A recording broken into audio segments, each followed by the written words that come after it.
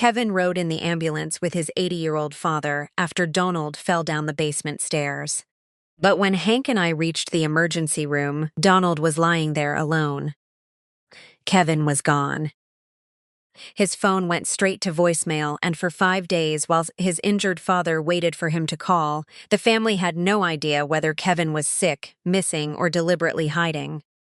When he finally returned, he said he had felt a seizure coming and became confused.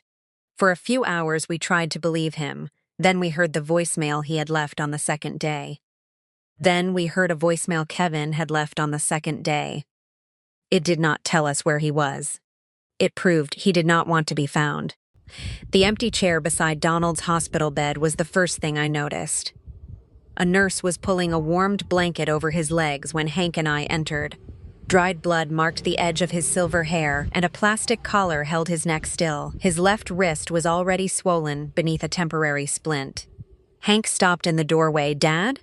Donald opened his eyes. It took him a few seconds to recognize his younger son. "Hank," he whispered. Then he looked past him at me. "Where's Kevin?" That was his first question. Not whether he had broken anything. Not whether he would need surgery. He wanted to know where his oldest son had gone. Hank stepped closer. "He isn't here." Donald glanced at the chair. "He was." Hank asked the nurse whether she had seen a man in a gray jacket and dark baseball cap. "There was someone with your father when the ambulance arrived," she said. "He left before Mr. Turner was taken for imaging. Did he say where he was going?" "Not to me." Hank called Kevin. The call went directly to voicemail. He waited, tried again, and got the same result. Donald lifted his right hand slightly from beneath the blanket. He wasn't feeling well. "What was wrong?" Hank asked. He thought he might have a seizure. Kevin had epilepsy. Stress, exhaustion, bright lights, and missed medication could increase his risk, and an emergency room contained nearly all of those things. He might have felt an aura coming on. He might have stepped outside because he was afraid he would collapse beside his injured father. That could explain why he left the room. It did not explain why he had not called anyone, but we had been there less than 10 minutes. It was too early to decide what his silence meant. A doctor entered and asked Donald whether he could speak openly in front of us. Donald said yes. The doctor explained that Donald had a concussion, 2 cracked ribs, and a fractured wrist. The first scan showed no bleeding in his brain, but they wanted to keep him overnight because of his age and the force of the fall. Then the doctor asked how long Donald had been unconscious. Donald could not remember. "Was your brother there when he fell?" the doctor asked Hank.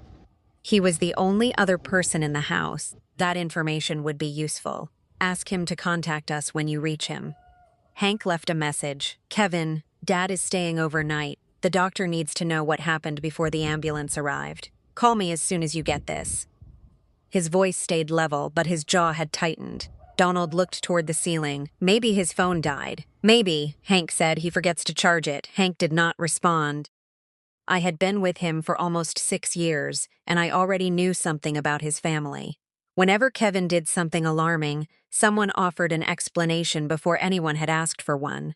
His battery had died. He had misunderstood. He was under pressure. Any one of those explanations could be true, which made them hard to challenge. A nurse returned to check Donald's blood pressure. While she worked, he kept looking at the empty chair. "He said he needed air," he murmured. Hank turned toward him. "I thought he felt a seizure coming." Donald frowned. He said both. "Which one did he say first?" "I didn't remember, Hank. I hit my head." Hank apologized.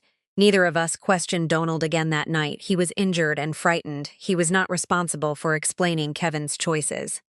Shortly after midnight, Hank stayed at the hospital while I drove back to the house for Donald's medication list, glasses, and a clean shirt. The basement door was still open. A dark smear marked the wooden railing where Donald had apparently tried to catch himself. I did not go downstairs. Donald's medication list was attached to the refrigerator. His glasses were beside his recliner.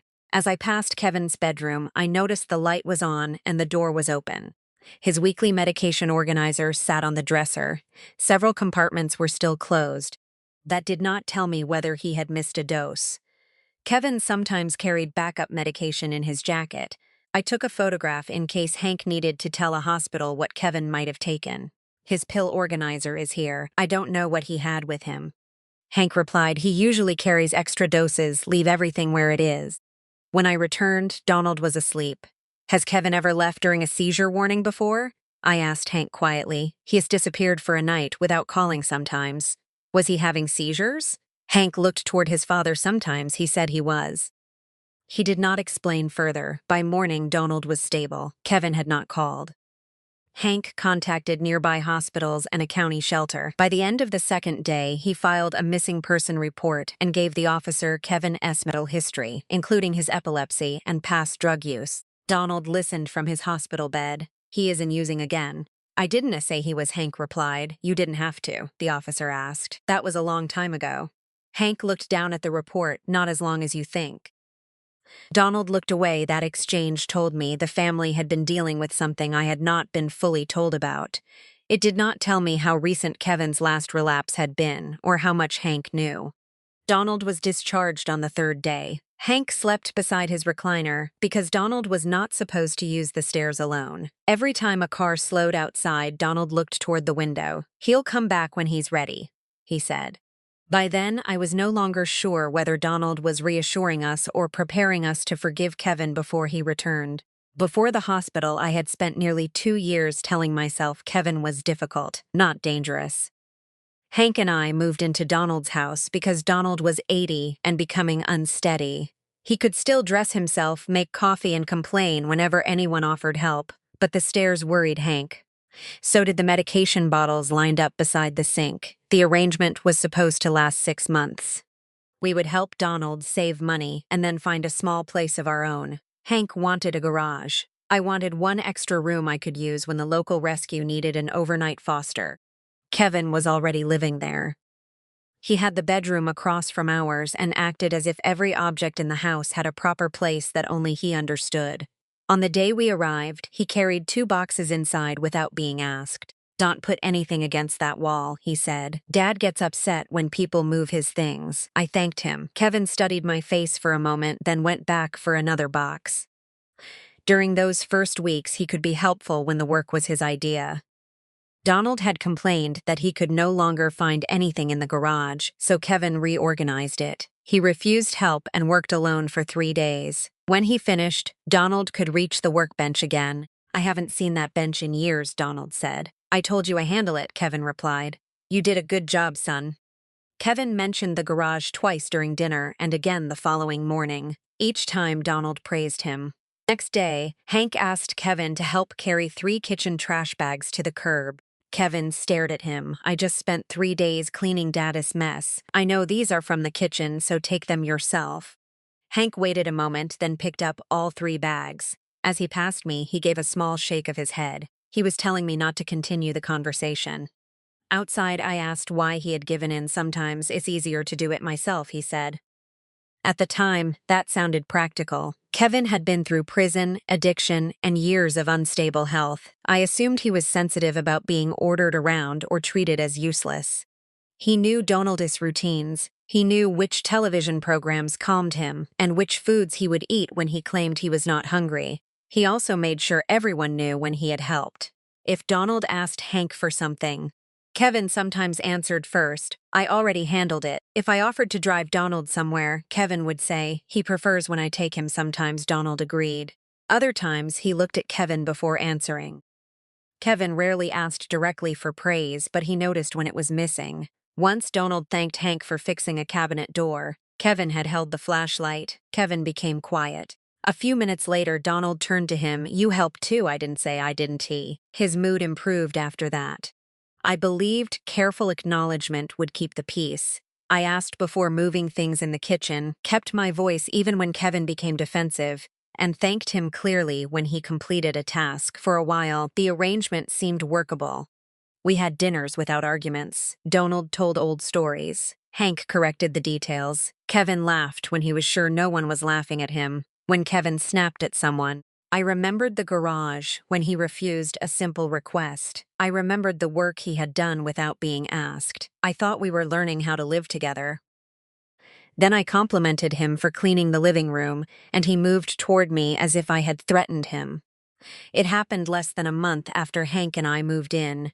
Kevin had vacuumed beneath Donald's recliner, wiped the window frames, and moved a stack of newspapers away from the heater. When I came home, the room looked better than I had ever seen it. "You did all this?" I asked. "Yes, it looks really good. You got more done this morning than the rest of us managed all week." His expression changed. "What is that supposed to mean?" "It means the room looks good." "You think I don't know what you're doing. I am thanking you." "No, you were not." He dropped the cleaning cloth and came toward me. I stepped backward. Hank entered from the kitchen and placed himself between us. "Kevin," she thinks. "I am stupid." "I didn't say that." Kevin leaned around Hank. "You had that look on your face." "What look there? You redoing it again." I was trying to understand how a compliment had turned into an accusation. Hank put one hand against Kevin's chest. "Go upstairs."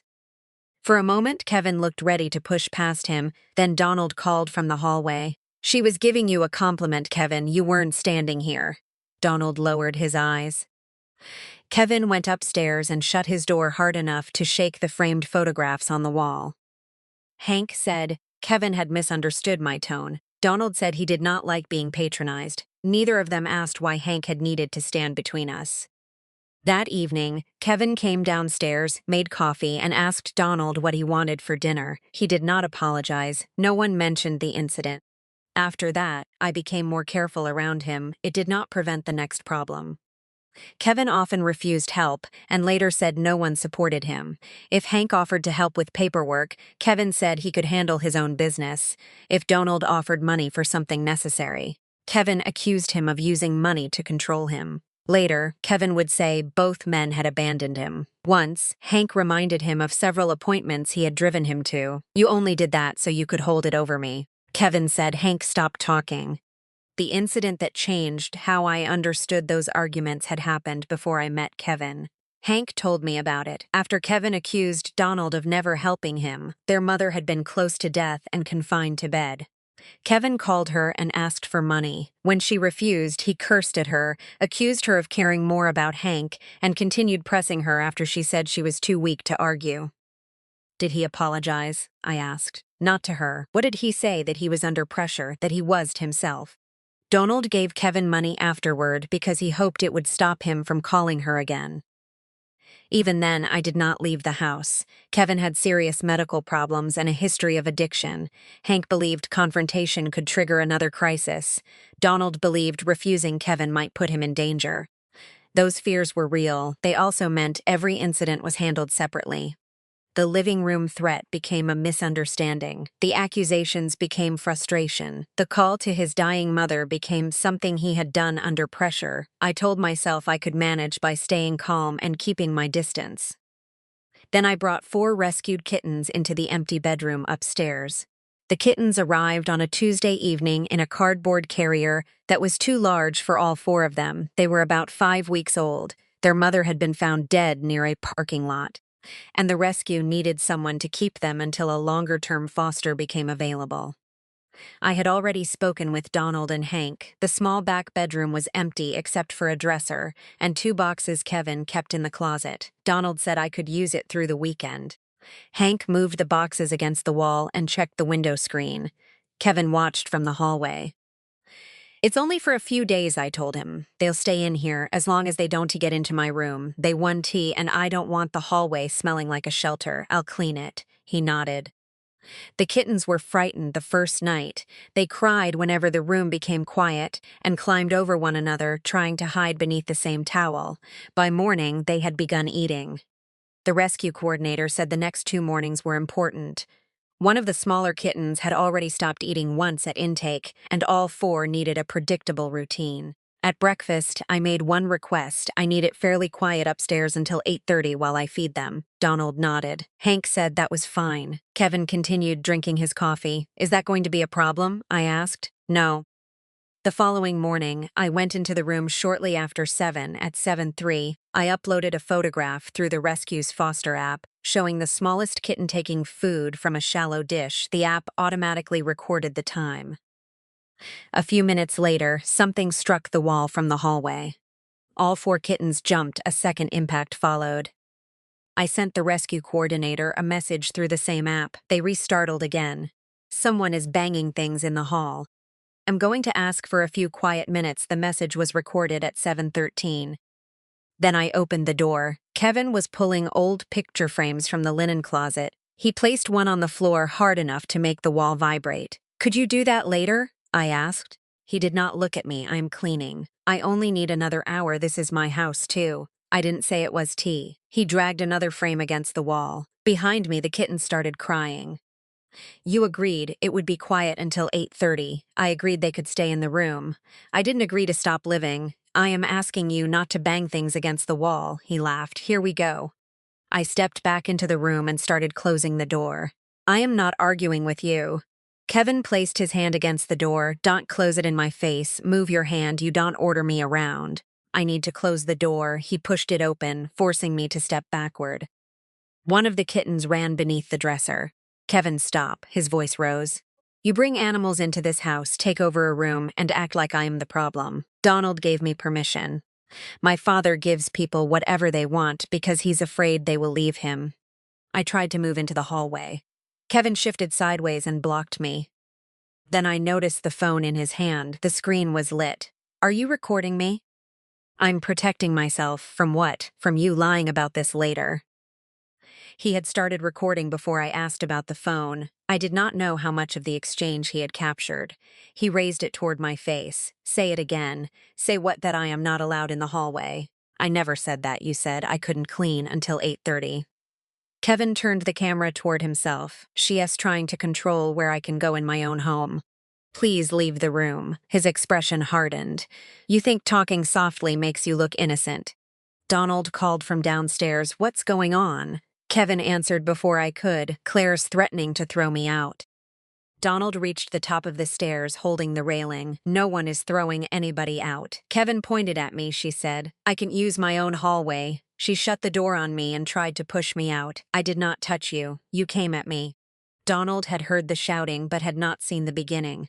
Everybody needs to calm down, he said. I am calm. Kevin laughed. That's what she does. She starts something and changes her voice when someone else shows up. I went back into the room and closed the door. This time he allowed it. Less than a minute later, my phone rang. It was Hank. What happened? He asked. Before I could answer, Kevin shouted through the door. Tell him how you attacked me. I didn't attack anyone, I said. He blocked the door, pushed it open, and started recording. She is lying, Kevin shouted. Hank paused. Can you move the kittens somewhere else today? I looked at the carrier. The smallest kitten was still under the dresser. That's your first question? I need everyone separated. The word everyone made it sound as if Kevin and I had created the same problem. I ended the call. The rescue coordinator arrived 40 minutes later. She helped me coax the kitten from under the dresser and examined all four before placing them in the carrier. None appeared injured, but the smallest one had stopped eating. We can to leave them in a house with yelling and blocked access to the room, she said. I understand. The rescue would not send another vulnerable animal to that address. Kevin had taken away more than one quiet morning. He had made the room I had planned to use for fostering unusable. As we carried the kittens downstairs, Kevin stood near the kitchen with his arms folded. He told Donald he was considering taking me to court for harassment and false accusations. Nobody is going to court, Donald said. You don't know what she's capable of, Kevin replied. Hank came home before lunch. He listened to Kevin and then listened to me. Kevin said I had ordered him out of the hallway, slammed the door against his hand, and threatened to remove him from the house. I asked Hank to show me the message Kevin had sent before calling. The text read, Claire is out of control again. She is trying to provoke me over those cats. Call me before she makes up a story. It had been sent at 7:06. My message to the rescue coordinator sent before I opened the door was recorded at 7:13. Kevin had described me as out of control 7 minutes before I confronted him. Hank compared the timestamps, then he looked toward the kitchen, where Kevin was telling Donald he had been forced to defend himself. I need to think, Hank said. Kevin had frightened me and changed the story before I could tell it. Hank now had a contemporaneous record in his hand. He still did not confront his brother. After the kittens left, the house became quiet. Kevin went upstairs. Donald turned on the television. Hank sat at the kitchen table with his phone in front of him. Send me a screenshot of Kevin's message, I said. For what? For my records. I don't want this turning into a case. He threatened to take me to court, and he recorded me. Hank rubbed his face. I saved Kevin's message, the foster app entries, and the coordinator's arrival time. Then I wrote down what I remembered while the order of events was still clear. I did not write that Kevin had planned the entire confrontation. The timing raised that possibility, but I could not prove what he intended. Then I packed enough clothes for 2 nights. Hank followed me upstairs. Where are you going? The rescue coordinator said. I can stay with her. You don't have to leave. Kevin can stay in his room. He came into the doorway of mine. Hank looked toward Kevin's closed door. He didn't hit you. He seemed to regret the sentence as soon as he said it. No, the first time you had to stand between us. Today he blocked a doorway and pushed it open while I was behind it. How much closer does he need to get? Hank had no answer. Donald watched me carry my bag downstairs. You're leaving over an argument? I am leaving, because I don't feel safe here. Kevin will settle down. That does T answer the problem. I placed my spare key on the kitchen table. Are you ending this? Hank asked. I am not deciding that today. Then what are you doing? I need you to answer one question. Do you believe I am safe living in this house with Kevin? Hank glanced toward the staircase. I think I can keep things under control. That was the question. He stayed silent. I left the key on the table and walked out. Hank had spent years managing Kevin's behavior. I had reached the point where management no longer felt like protection until he could answer me directly. I was not going back inside. Hank called the next morning. I was sitting at the rescue coordinator's kitchen table. The kittens had already been moved to another home, and the smallest one had started eating again. Kevin wants to explain, Hank said. Then he can call me. He wrote something down. A message appeared on my phone a few minutes later. Hank had copied Kevin's words. Kevin said he was sorry the situation had become heated. He said he had not intended to frighten me or upset the kittens. He believed I had spoken as if he had no right to use the hallway, and he recorded the exchange because he needed to protect himself. The final sentence read, I know, I raised my voice, but Claire needs to admit she was trying to provoke a reaction. It was not a full apology, but Kevin had admitted raising his voice and acknowledged that the kittens had been affected. I could also understand why losing Donald's house frightened him. Kevin had little money, unstable health, and nowhere else dependable to live. His history made him assume people would believe the worst about him. If he thought I wanted him removed, an ordinary request may have felt threatening. That could explain some of his defensiveness. It did not explain the message he sent before I opened the door. I called Hank. Did you ask him about the timestamp? Yes. He says he heard you moving around and knew you were angry. I was feeding kittens. I know. He called me out of control before I spoke to him. I'm telling you his answer. I'm not saying I agree. Did you watch the recording part of it? Is that all he recorded? He says the beginning didn't save. What does it show? You telling him to leave the room. Kevin saying you can T-control the hallway. Dad coming upstairs. Does it show him pushing the door? The door is already open. Does it show me touching him? No. Does it show me threatening to remove him? No. The video could not confirm Kevin's accusations. Because it started late, it could not capture the entire exchange either. Later, Donald called. He asked when I was coming home. I don't know, Kevin said. He'll stay out of your way. He agreed to, one quiet morning. He felt like you were taking over. You gave me permission to use that room. I know. Donald sounded tired. He thinks you and Hank want him gone. Do you? He has nowhere else to go. That was the reason Donald kept avoiding a decision. He was not claiming nothing had happened. He was afraid that if Kevin lost the house, he would stop taking his medication, relapse, or have a seizure somewhere alone. Hank shared that fear. When Hank came to see me that evening, we sat in his truck. I should have answered your question, he said. I waited. I don't think Kevin plans to hurt you. That still isn't an answer. I think he gets scared and makes everything worse. That sounds like a reason not to live with him. It also sounds like a reason he should be alone. What happens if you ask him to leave? He could stop taking his medication. He could use again. No one might find him if he had a seizure. And if I return, I'll make sure you were never alone with him. Hank meant to reassure me. Instead, he confirmed that he did not trust Kevin alone with me. I told him I would not return while Kevin lived there without clear rules and consequences. I was not asking Donald to put his son on the street that night. I was asking the family to stop using my presence as one more way to manage Kevin.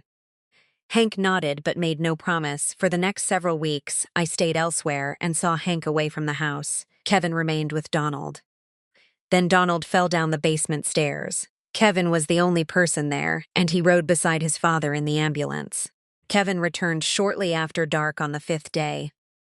Hank called me, he's home.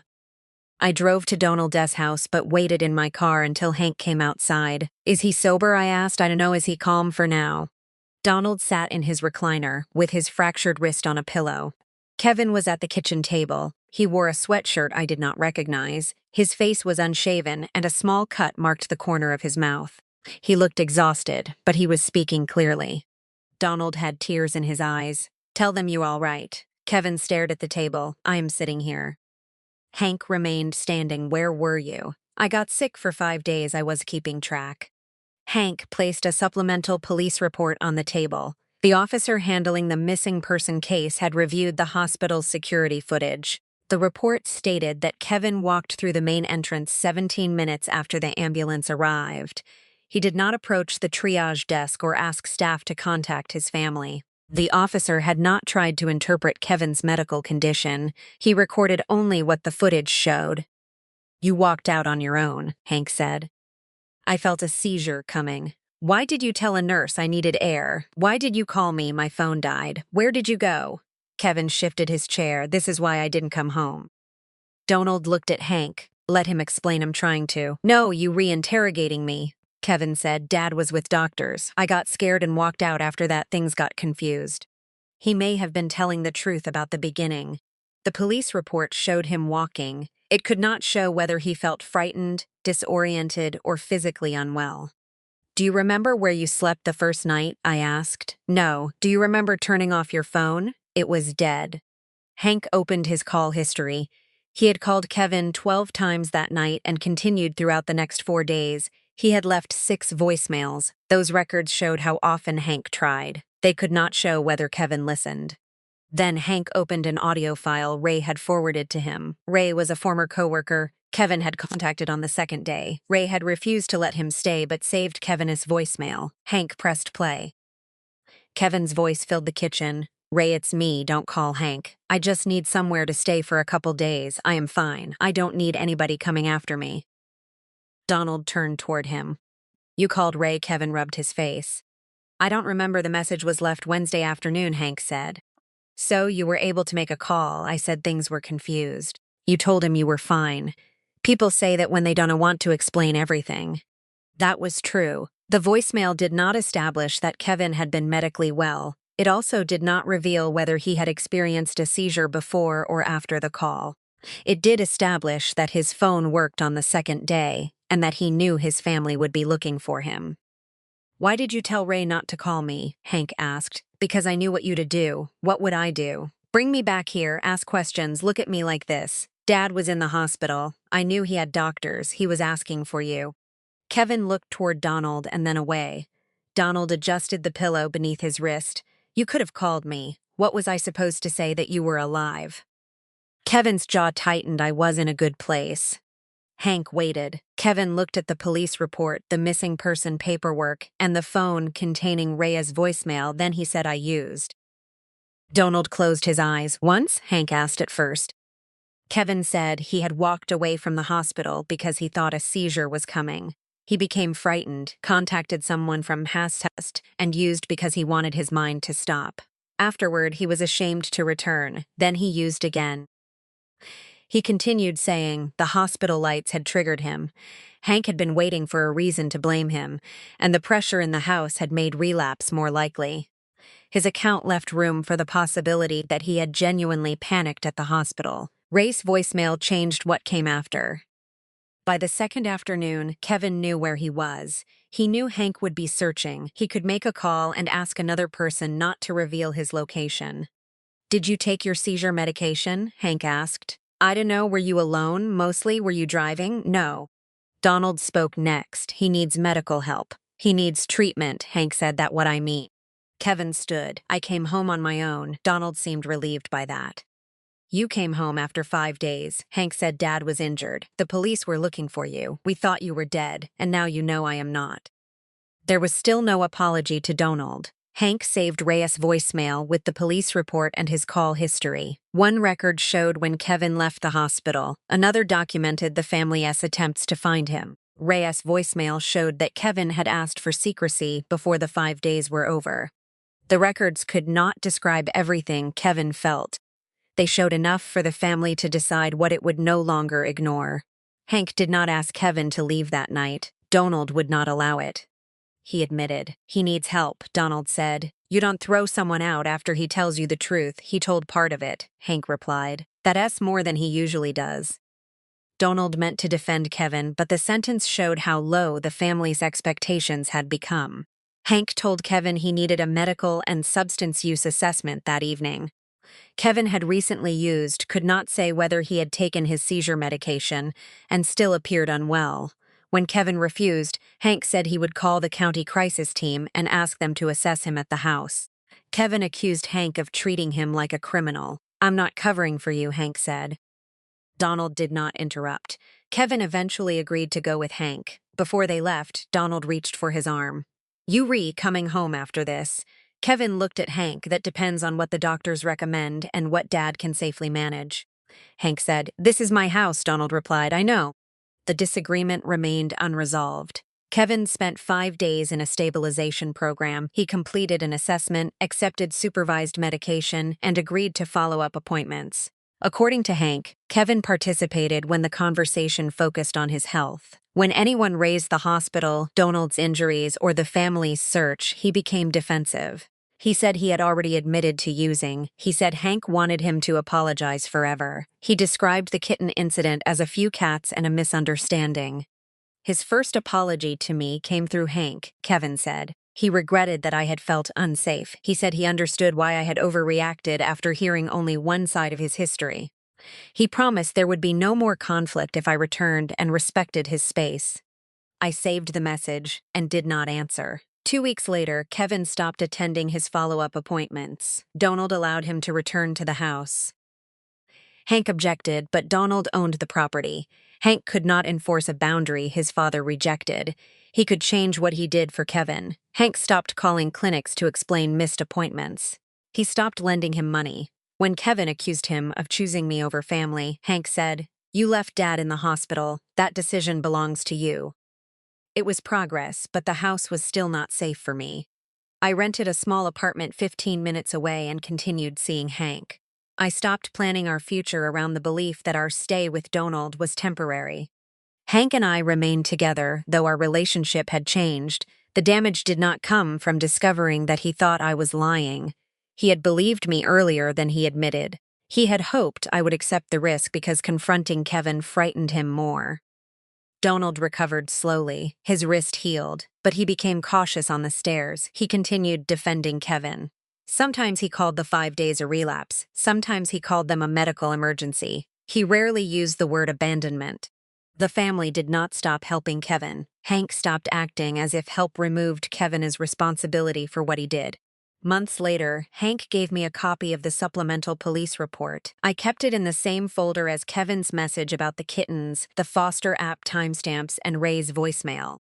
None of those records could tell me exactly what Kevin felt when he walked out of the emergency room. He may have been frightened. He may have believed a seizure was coming. His relapse may have begun with panic instead of a plan. The records showed what happened after that first decision. Kevin walked past people who could have helped him. On the second day, he called someone who could hide his location. While Donald recovered from a concussion, cracked ribs, and a fractured wrist, Kevin continued choosing silence. Donald still believes bringing him home was the only humane decision. Hank is no longer sure. I never moved back into the house. Hank and I continued trying to repair our relationship, but I could no longer build a future around the hope that his family would eventually set a boundary. I still think about the empty chair beside Donald's hospital bed. Kevin's illness may explain why he left it. It does not settle what the family owed him after the voicemail proved he was hiding.